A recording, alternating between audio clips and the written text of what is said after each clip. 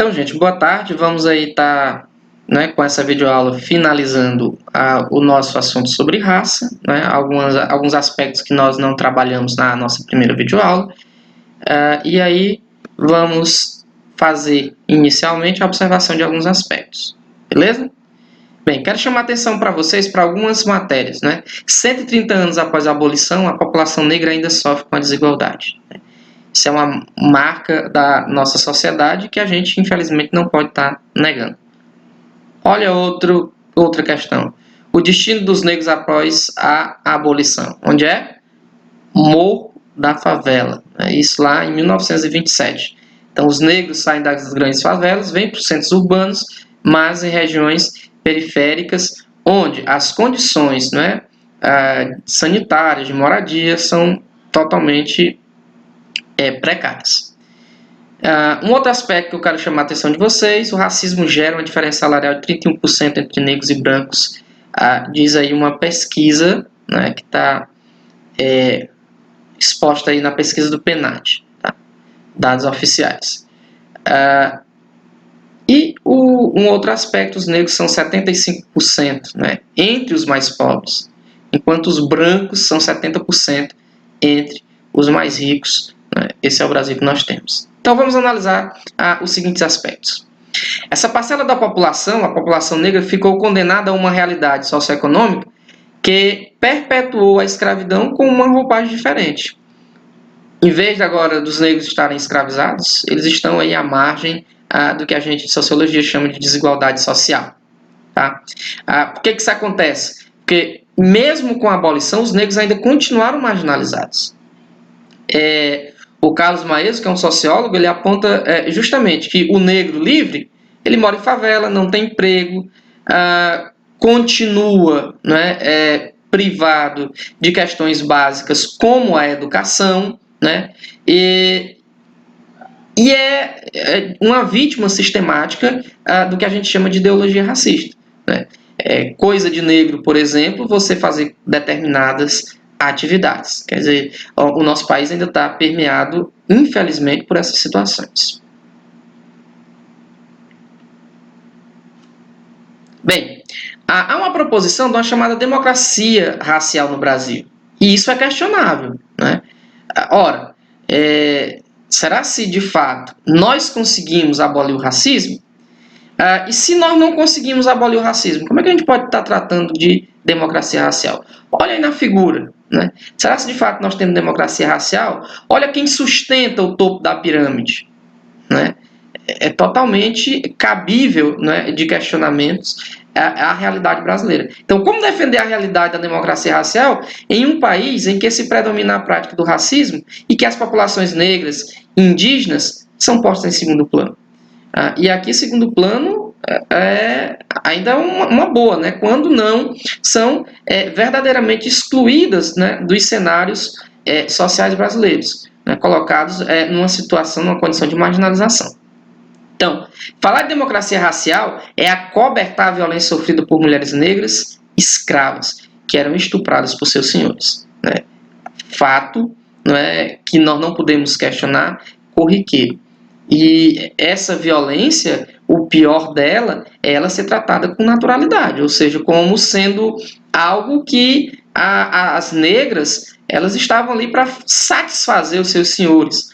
E isso, infelizmente, depois acaba gerando a violência doméstica, não só agora com as mulheres negras, mas as mulheres de maneira geral. Mas com as negras, isso se dá, ou isso se deu de maneira mais forte no passado na sociedade brasileira, muito além de serem mulheres, pela cor de sua pele.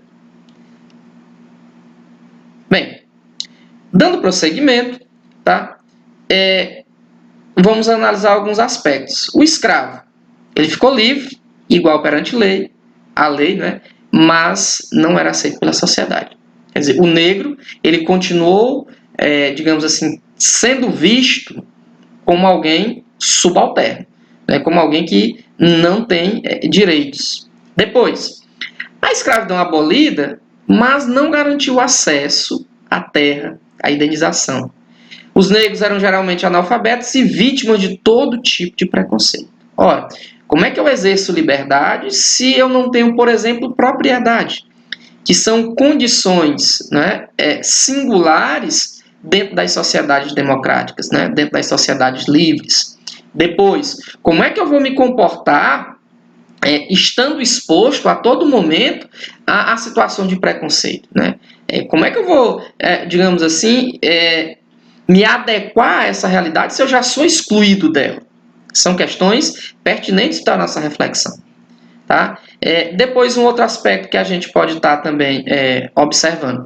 Os negros que emigraram para as cidades, infelizmente, ficaram com subempregos, quando ainda os tinham, né? A economia informal e o artesanato. Quer dizer, uma condição mesmo de diminuição, de menosprezo, né? Não pelas atividades em si, mas por aquilo que essas atividades garantiam como questão de direito para as populações negras. Um outro elemento é a escravidão abolida, mas sem acesso, né, como a gente já havia colocado, à terra, né, ao preconceito. Aumenta o número de ambulantes, de empregadas domésticas, que são ainda hoje empregos, aspas, considerados inferiores, sem qualquer tipo de assistência ou garantia. Né? O negro liberto passou fome, passou sede, não tinha nem onde morar. Né? E depois a questão da prostituição e da própria marginalidade. Por último, os negros que não moravam nas ruas passaram a morar, quando muito, em míseros cortiços formados, né, por aquilo que depois a gente vai estar conhecendo aí como as favelas. Beleza? Bem,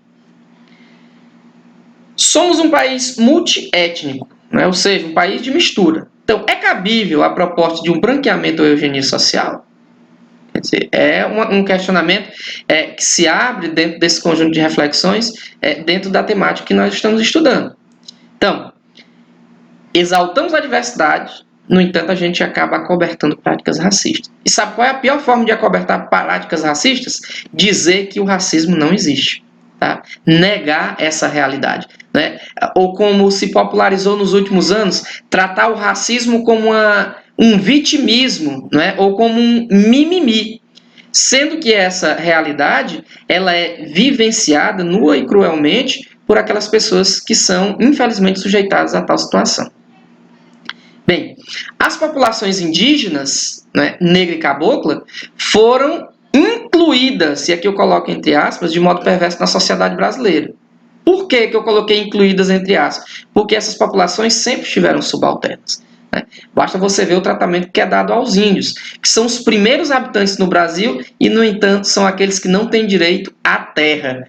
Por que não têm direito à terra? Porque as regiões, né, dos povos indígenas, como são ricas, né, sobretudo em minerais preciosos, acabam sendo aí a todo momento motivo de disputa. Né? Então, é que nem lá no início da colonização.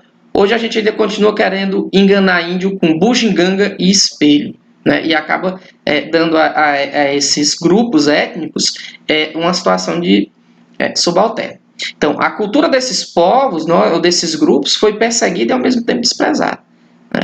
Basta nós lembrarmos que no início do século XX, né, final do século XIX, início do século XX, as populações negras, por exemplo, nem mesmo podiam expressar, né, as religiões de matriz afro, porque eram condenadas, eram perseguidas pelo Estado brasileiro.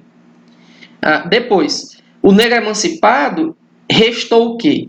Falta de profissão, né? Era escravo, não tinha preparo, falta emprego, falta propriedade, as desigualdades de renda se acentuam, e a gente lembra lá no nosso primeiro ponto, a questão das desigualdades sociais, falta educação formal, que é a educação escolar, e o negro continua sem representação política. E no nosso país, a falta de representação política é inerente à falta também de condições, ok? Bem, então nós vamos agora para a polêmica das ações afirmativas. Né? Por que é polêmica? Né? Justamente porque as ações afirmativas são um mecanismo permanente ou temporário utilizado pelo Estado para corrigir distorções de desigualdade dirigidas por causas raciais e socioeconômicas. E aí vem a pergunta: eu sou culpado por toda a situação de exploração dos negros? Não. Mas o Estado brasileiro colaborou para que esses negros, durante 3 séculos do nosso país, fossem escravizados. E depois libertou esses mesmos negros, mas não deu condições para que os mesmos pudessem evoluir econômica, social e politicamente na nossa sociedade. Sempre representaram uma classe fragilizada. Então é necessário que o Estado brasileiro, não eu como cidadão, corrija essas distorções. Daí, né, a necessidade ainda das cotas, né, nos seus mais variados significados. Bem, o objetivo das ações afirmativas é eliminar as desigualdades e a segregação, de forma que não se mantenham grupos elitizados e grupos marginalizados na sociedade. Não é criar um privilégio para os negros, né? O negro não é um privilegiado pela sua cor, né? E as ações afirmativas, elas não têm esse objetivo, mas pelo contrário, elas tentam eliminar a desigualdade e a segregação. Depois, são feitas, onde é que essas ações são feitas? Na educação, na saúde, no emprego, na aquisição de bens materiais, em rede de proteção social e de reconhecimento cultural. Tá? Então, nesses espaços é que essas ações afirmativas elas são desenvolvidas. E aí, através do que essas ações elas se efetivam?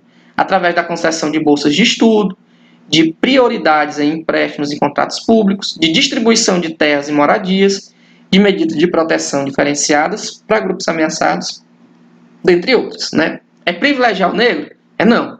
É o Estado passar a reconhecer que esse grupo étnico, que é tão fundamental para a edificação do nosso país, né, durante muito tempo não teve acesso a essas condições. Ok? Bem, para finalizar, a maior expressão do preconceito racial no Brasil é justamente a negação desse preconceito. Esperamos ter contribuído com mais essa aula. Beleza? Continue os seus estudos e um abraço virtual para todos. Até o próximo encontro.